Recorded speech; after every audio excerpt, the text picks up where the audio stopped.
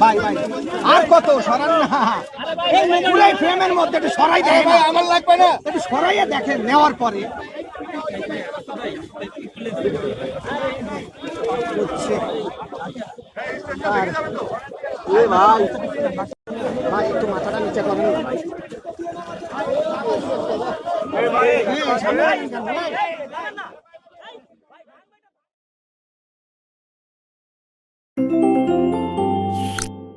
ভ্যানে ফল বিক্রি করছেন, অথবা আমার ভাই রিক্সা নিয়ে দাঁড়িয়ে আছেন, রিক্সা চালাচ্ছেন, অথবা আমার ভাই যিনি সবজি বিক্রি করছেন, তিনি কি ভাবছেন?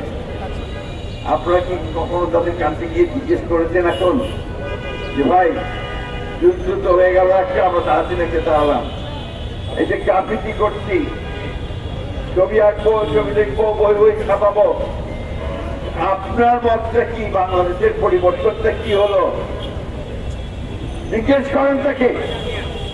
যদি সত্যিকার অর্থেই এই দেশের পরিবর্তন করতে চান তাহলে তাকে জিজ্ঞেস করতে হবে যে সে কি চায়, আমার গ্রামের কৃষক কি চায়, তার অবস্থার কতটা পরিবর্তন হয়েছে, আমার এই ক্ষুদ্র ব্যবসায়ী তার ব্যবসার কতটা পরিবর্তন হয়েছে। বন্ধুগণ, এই কথাগুলো বলছি যে আজকে এই কথা বলার প্রয়োজন হয়েছে গেছে,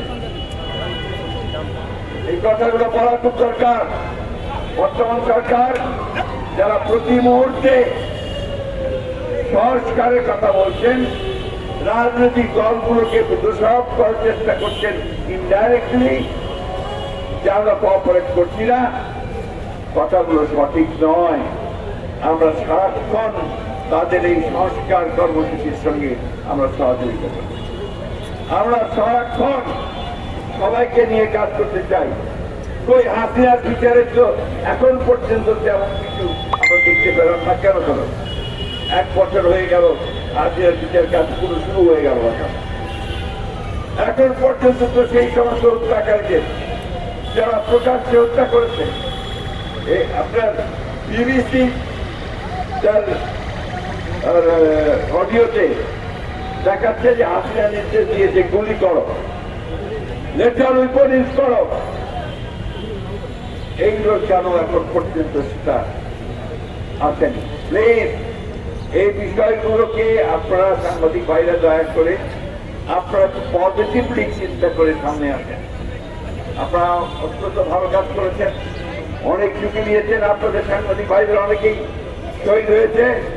আপনারা সবসময় বাংলাদেশের মানুষের যে ন্যায্য আন্দোলন, গণতান্ত্রিক আন্দোলন, অধিকারের আন্দোলন, সেই আন্দোলনের পাশে আপনারা দাঁড়িয়েছেন, লড়াই করেছেন। এই বাংলাদেশ ইতিহাসটাই হচ্ছে আপনার সেই ইতিহাস।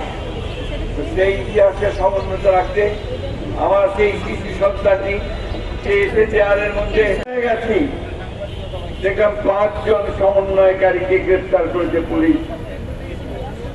তারা জোর করে একটি বাড়ি থেকে, একজন সাবেক সংসদ বাড়ি থেকে 50 লক্ষ টাকা আদায় করেছে। এই কি পরিণতি থেকে আমরা চেয়েছিলাম? এই বাংলাদেশের মানুষকে কেউ এটা চেয়েছিল? এত তাড়াতাড়ি যদি ঘটনা ঘটে, 1 বছর হয়নি, তারা আমাদের ভবিষ্যৎ কি? সহকর্মী যোদ্ধা, এই কথাগুলো এই জন্য বলছি, গোটা বাংলাদেশ তোমাদের দিকে চেয়ে আছে। তরুণ যুবক যারা বলতে দিয়েছে, যারা পাল্টে দিয়েছে সেই হাসিনার ক্ষমতাকে, তাকে দূর করে দিয়েছে দেশ থেকে, তাদেরকেই তো এখন এই দেশ গড়ে তুলতে হবে, তাদেরকেই তো এখন দেশকে নির্মাণ করতে হবে এবং তাদেরকে ভবিষ্যতের একটা সুন্দর বাংলাদেশ তৈরি করতে হবে, ন্যায্যতার ভিত্তিতে, মানবতার ভিত্তিতে। দুঃখ হয় আমাদের যখন আমরা দেখি যে 1 বছর সময়ের মধ্যেও আমরা একথা জোর করায় বলতে পারছি না যে আমরা এখন তৈরি হয়ে গেছি, এই দেশ আমরা নতুন করে গড়ে তুলব।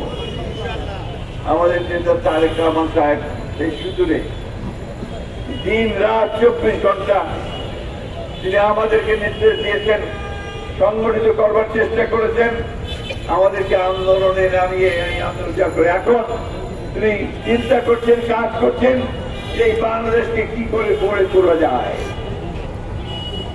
আমাদের নেত্রী দেশনেত্রী বেগম খালেদা জিয়া, তাকে কারাগারে পাঠানো হয়েছে মিথ্যা মামলা দিয়ে।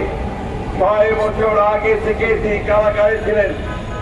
সেই পরিত্যক্ত কারাগারের একটা অন্ধকার প্রকোষ্ঠে শুধু নয়, টয়লেট প্যাসেজের একটা ঘরের মধ্যে তাকে রাখা হয়েছিল। এই কথাগুলো এখন কেউ বলে না। ওই আমাদের সাংবাদিক ভাইরা তো বেগম খালেদা জিয়ার এই বিষয়গুলো নিয়ে তারা প্রোগ্রাম করছেন না। আমি অনুরোধ করবো দয়া করে এই মহিষী মহিলা,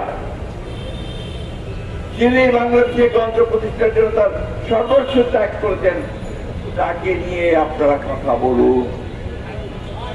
বন্ধুগণ, আজকে দুর্ভাগ্য আমাদের যে আমরা এমন কতগুলো বিষয় নিয়ে তর্ক বিতর্ক করছি, এমন কতগুলো বিষয় নিয়ে আমরা নিজেদের মধ্যে কোন্দলে লিপ্ত হয়েছি, যা বাংলাদেশকে আরো পেছনে ঠেলে দিতে পারে, ফ্যাসিস্টদেরকে শক্তি যোগাতে পারে, ফ্যাসিস্টদেরকে সুযোগ তৈরি করে দিতে পারে, আবার নতুন করে বাংলাদেশের উপরে চেপে বসা।